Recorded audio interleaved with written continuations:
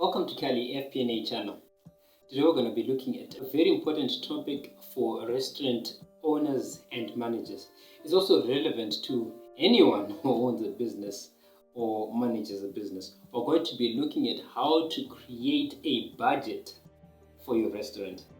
A well-structured budget is critical for cost management, profit maximization, as well as the long-term success of your business. Let's do this.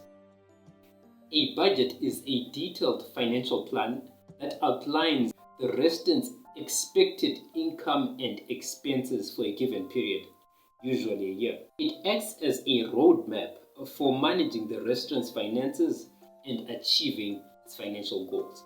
Budgets are important tools for financial control, as company managers are able to ensure that there is no overspending on any particular area. It helps managers to keep a close eye on the financial performance of the business. Another important role that budgets play is that they assist managers and business owners in resource allocation. Almost all resources are limited, and so a budget helps managers to allocate the limited resources to the areas that are needed most, especially the areas that bring the greatest returns to the business, as well as bring in the greatest customer satisfaction. The third area in which budgets can assist is in performance measurement. Once a budget is put in place and is agreed upon, the management of a business or of a restaurant can monitor the performance. They can then manage staff members in their performance of duties that are measured by activities in the budget. For example, the budget may be based on 200 customers coming in the month. And if the restaurant fails to achieve that 200 customers, management can then compare the marketing team's performance against the target of 200 customers in a month. Building a budget requires the understanding of a few basic principles. The first one is your income. One needs to have an appreciation of the number of orders or sales that one would expect in the given period. So as an example, if one had sales of 100,000 in the previous year, one can then expect a growth of 5% or 10% in the following year. Therefore, meaning that you're budgeting $105,000 or $110,000 as sales for the following year. The next area that needs to be understood is in the costs, which are usually divided into fixed costs and variable costs. Fixed costs are those costs that do not change as a result of an increase or decrease in sales. For example, your rent. Whether you have sales in the month or you have a booming business in the month, your rent remains constant. On the other hand, your food costs are variable costs. The more the sales you have, the more the food you're serving to your customers. And the more the food you're serving to your customers, then obviously the higher the cost of purchasing the stocks to prepare the food for your customers. Now let's move on to the steps of creating a detailed budget plan. Step number 1, estimate revenue. This requires a bit of skill and time, and so we're going to be dedicating the next video specifically to forecasting revenue. It is obviously dependent on your understanding of the business and the seasonal trend of each business. For example, the trend of holidays and events. Do election seasons affect your restaurant? Do holidays affect your restaurant? Having a strong understanding of the link between these activities and your sales will help you build a fairly accurate budget for the year. Step number 2, list all expenses with an appreciation of the difference between fixed costs and variable costs. Step number 3, create a monthly breakdown. So look at all your expenses and break them down into the monthly periods. For example, your electricity bill in the dead of winter in June is likely to be different from your electricity bill in March when it's a bit better. So look at your monthly activities and allocate your costs accordingly. Once you have your expected revenue and your expected expenses, you're well on your way to getting your budget. But it does not end there. There is step number 4. You need to review your budget. The purpose of a budget is not, for example, like a calendar where you just stick it on the wall and you just look at it as the days go by. The purpose is to enable you to manage your business. So at the end of each month or the end of each quarter, compare the actual results with your budget. This is where proper accounting is important. Budgeting does not help if one does not have accurate accounts. But once you have accurate accounts, you can compare the actual results with the budget and make adjustments when necessary. Reward your team when they've excelled above that which was budgeted, and make steps to adjust where there was underperformance compared to what was expected in the budget. Now, there are 4 main types of budgets. The first one is your incremental budget. The second one is your activity-based budget. The third type is the zero-based budget. And then the last one is the proposition budget. We're going to quickly look at each of these. The incremental budget looks at what took place in the previous year, whether it's a budget or the actuals. Then you factor in to come up with the figures for the coming year. For example, if you had sales of 100,000 in the previous year, you can factor in 5% or 10% to come up with the sales of the following year.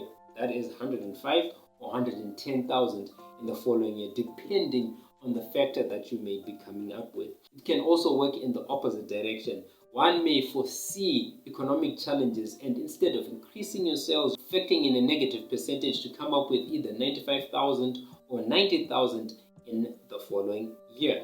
This budgeting method is very simple to understand and very easy to implement, but it has a few challenges. The first challenge is that it does not cater for change in circumstances. For example, if there was a big tourist event in the previous year, let's just say the World Cup comes to your country in 1 year, one cannot easily factor in what will happen the following year based on what happened in the previous year, because the context has completely changed.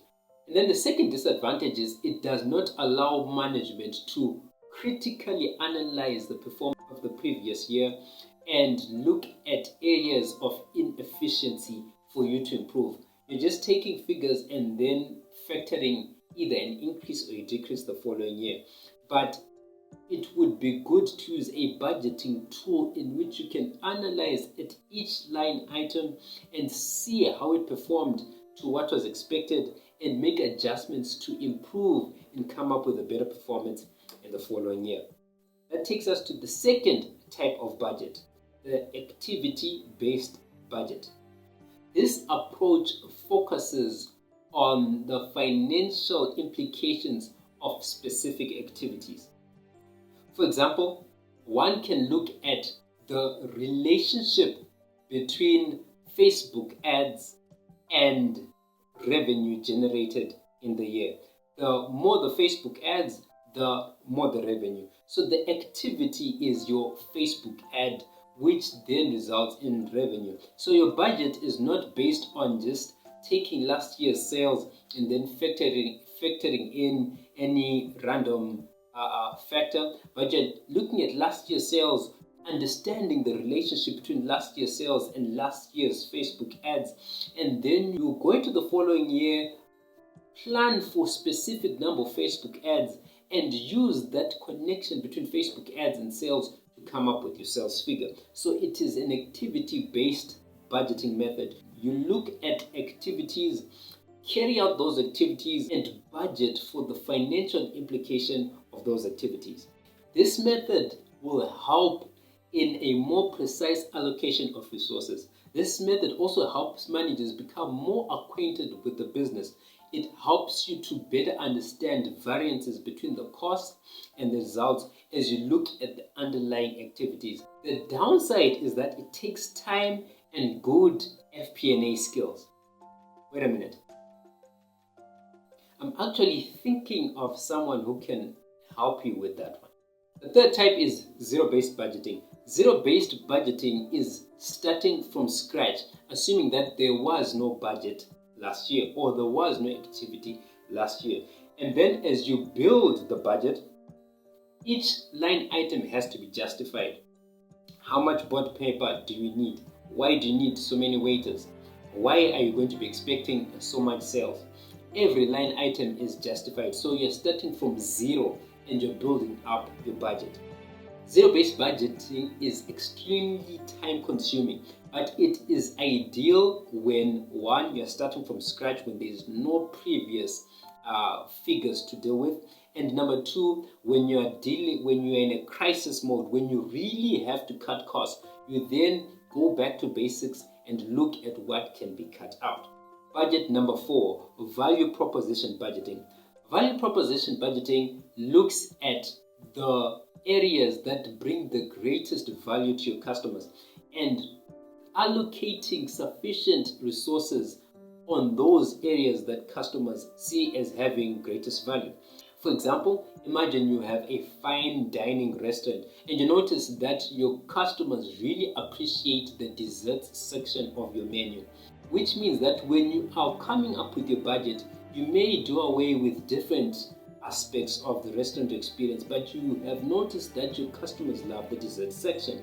That is a value-adding section, and so you will allocate resources to the desserts. It aligns your budget with customer value and enhancing customer satisfaction. So that's it. That's budgeting for your business. Feel free to get in touch with us if you need any assistance with your budgeting process. And we also have financial models that will actually help you coming up with a good budget that is personalized for your business. If you enjoy this, please like, share, and subscribe to our channel. And remember, you got this.